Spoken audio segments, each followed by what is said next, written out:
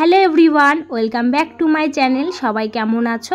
আশা করছি সবাই খুব ভালো আছো, সুস্থ আছো। আমরাও বেশ ভালো আছি।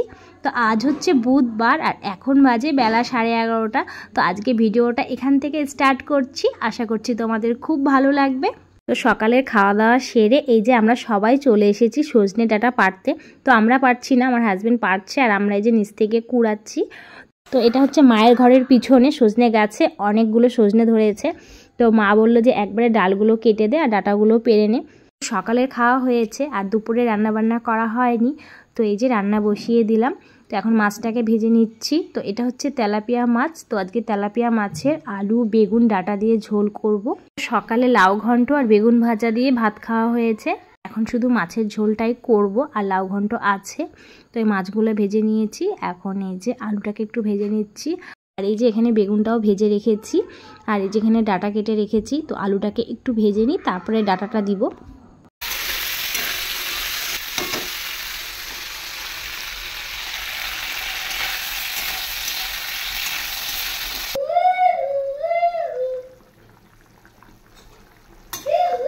তো এই যে আলু বেগুন ডাঁটা দিয়ে মাছের ঝোল হয়ে গেছে।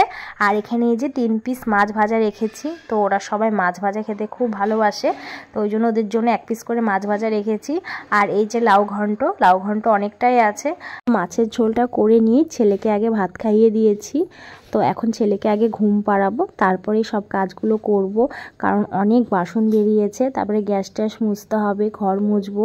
তো এগুলো কাজ করার পর না ছেলেকে আর ঘুম পাড়াতে গেলে সে স্নান করে ঘুম পাড়াতে যেতে হবে। তো ওই জন্য ভাবলাম যে আগে ছেলেকে ঘুম পাড়িয়ে দিই, তারপরে এই কাজগুলো করব। তো ছেলেকে আমি ঘুম পাড়িয়ে চলে এসেছি আর এখন এই যে গ্যাসটাকে ভালো করে মুছে নিচ্ছি। আর যত বাসন ছিল সব বাসন মাজা হয়ে গেছে।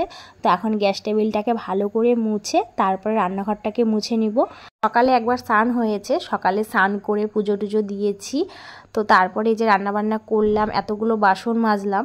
আর আজকে না সকালে ঘরটাও মোছা হয়নি। তো ওই জন্য ভাবলাম যে একবারে দুপুরে রান্নাবান্না করে ঘরটার মুছে আর একবার স্নান করে নেব।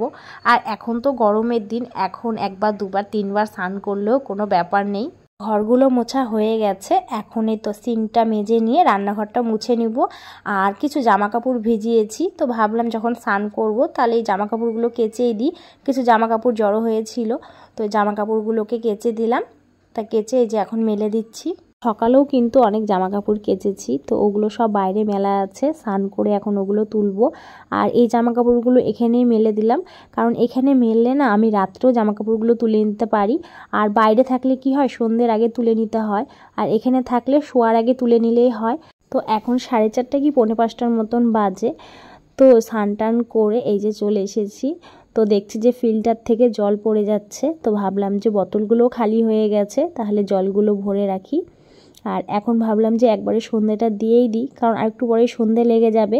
তো এখন ঠাকুরের বাসনগুলো আছে, সেগুলো মেজে আমি সন্ধ্যেটা দিয়ে নিব। তো সন্ধ্যে টন্ধে দিয়ে তারপরে একটু ভাগবত পাঠে যাব। অনেক দিন হয়ে গেল পাঠে যাওয়া হয় না। তো ছেলের জন্য এখন আর যাই না, কারণ ছেলে গেলে শুনতে দেয় না, খুব বিরক্ত করে।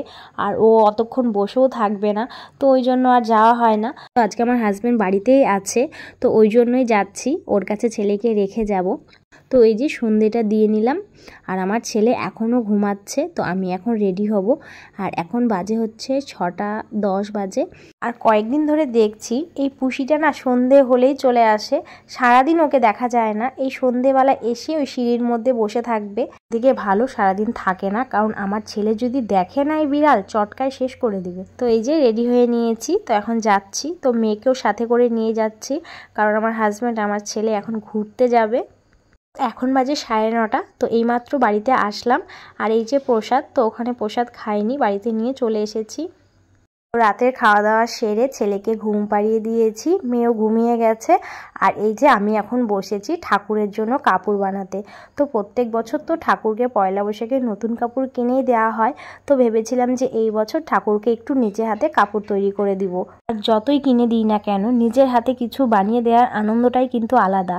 তো এই যে এটা বানিয়েছি গুরুদেবের ওখানে পাতার জন্য, আর এটা উপরে যে রাধাকৃষ্ণ থাকে ওখানে পাতার জন্য। আর এটা বানিয়েছি লক্ষ্মী নারায়ণের যে যে টুলটা আছে ওর উপরে পাতার জন্য। আর এই যে এই জামাটা বানিয়েছি আমার লক্ষ্মী ঠাকুরের জন্য। তো কেমন হয়েছে তোমরা কিন্তু অবশ্যই কমেন্ট করে জানাবে। আর এই জড়িটা আমি নিয়ে এসেছিলাম আমার ব্লাউজে দেওয়ার জন্য, তো দেখলাম যে এটার সঙ্গে খুব সুন্দর লাগছে, তো ওই জন্য এটাতে দিয়ে দিলাম। আর এখন কটা বাজে জানো? এই দেখো 12টা বাজতে 10 মিনিট বাকি। অনেক রাত হয়ে গেছে, 11:15 বাজে। তো চলো বন্ধুরা, আজকে ভিডিওটা এখানেই শেষ করছি। সবাই ভালো থেকো, সুস্থ থেকো, দেখা হবে আগামীকাল একটি নতুন ভিডিওর সাথে। আজকের মতন টাটা, গুড নাইট।